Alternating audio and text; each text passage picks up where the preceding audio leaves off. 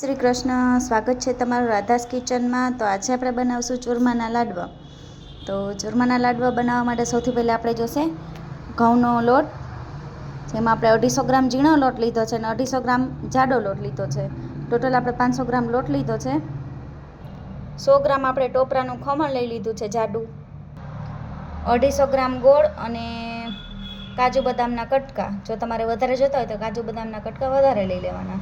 આપણે 130 ગ્રામ જેટલું ઘી લઈ લીધું છે। તળવા માટે તેલ। તો સૌથી પહેલાં આપણે ઝીણો ને જાડો લોટ લીધો તો એને બેને સરસ મિક્સ કરી લેવાનો।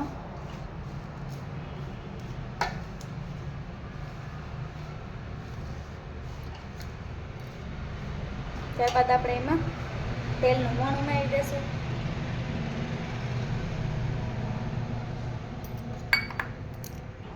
હવે આને સરસ રીતે મિક્સ કરી લેશું।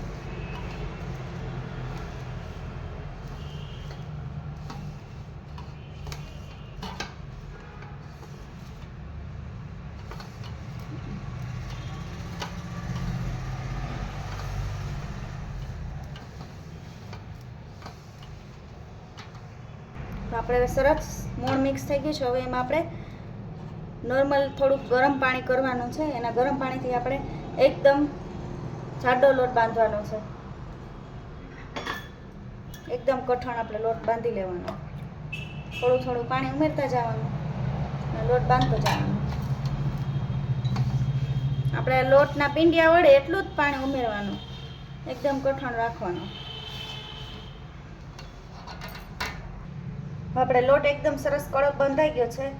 હવે મીડિયમ ગેસે આપણે તેલ ગરમ થવા મૂકી દઈશું। આપણે આ બધા લોટના આવી રીતે નાના નાના મુઠિયા વાળી લેવાના, આવી રીતે।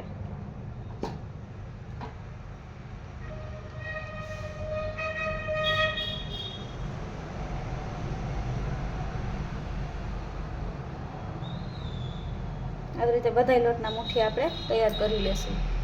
તો આપણે આવી રીતે બધાય લોટના સરસ મુઠિયા વાળી લીધા છે। હવે આપણે આ તેલ પણ સરસ ગરમ થઈ ગયું છે। તો આપણે જે મુઠિયા બનાવ્યા હતા એ બધા તેલમાં તળી લેવાના। તો આવી રીતે આપણે બધા મુઠિયા તળી લેવાના છે તેલમાં। ગોલ્ડન બ્રાઉન થાય ત્યાં સુધી આપણે તળવાના।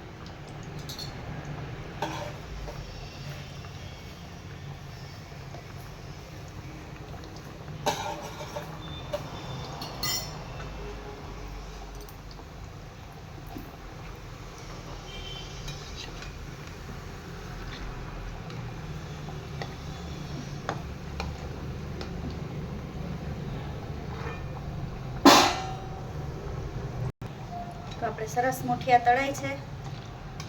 આપણે મીડિયમ ગેસે જ તળવાના છે અને જેથી અંદરથી કાચા ન રહે, સરસ પાકી જાય।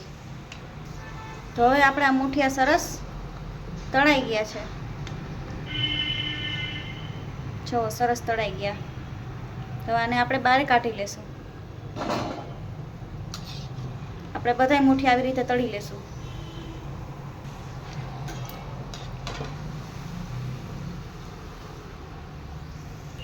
આપણે આ પીંડિયા પણ સરસ તળાઈ ગયા। આપણે આ પીંડિયા સરસ તળાઈ ગયા છે। હવે આને એકદમ આપણે ઠરવા દેશું।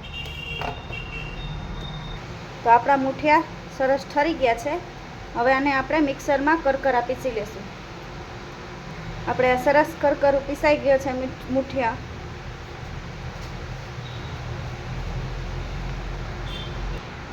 હવે આપણે અહીંયા એક કઢાઈમાં ઘી ગરમ થવા મૂકી દઈશું।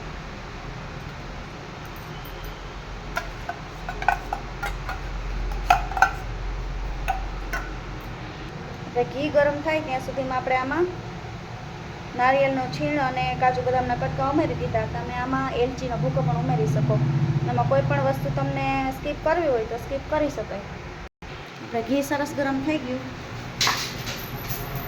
એમાં આપણે ગોળ ઉમેરી દેવાનો।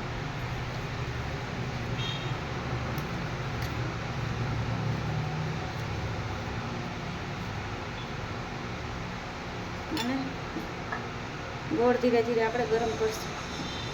અને આપણે ગોળની પાઈ નથી લેવાની, ખાલી ગોળ મેલ્ટ જ થવા દેવાનો છે। ગેસની ફ્લેમ આપણે લો જ રાખવાની.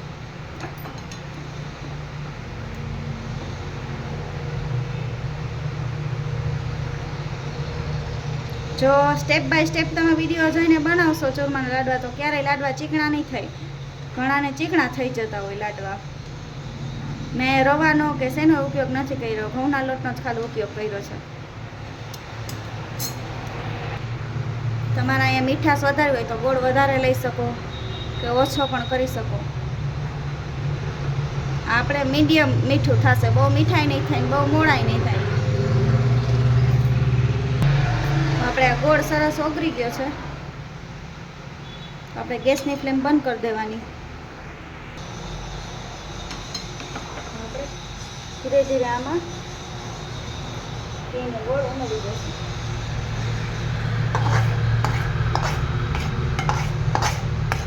અને ફટાફટ એકદમ મિક્સ કરી લેવાનું.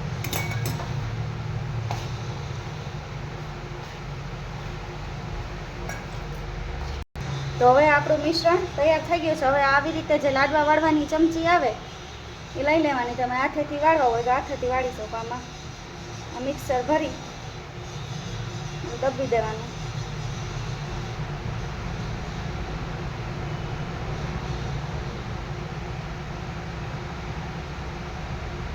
એટલે આપણે આ ડિઝાઇન પડે. આપણે સરસ લાડવો જેવો કેવો સરસ થઈ ગયો એવી રીતે આપણે બધા લાડવા વાળી લેવાના. તો તૈયાર છે આપણે ચૂરમાના લાડુ. જો તમને મારી રેસીપી પસંદ આવી હોય તો મારી ચેનલને સબસ્ક્રાઈબ કરી દેજો, શેર કરી દેજો, લાઈક કરી દેજો.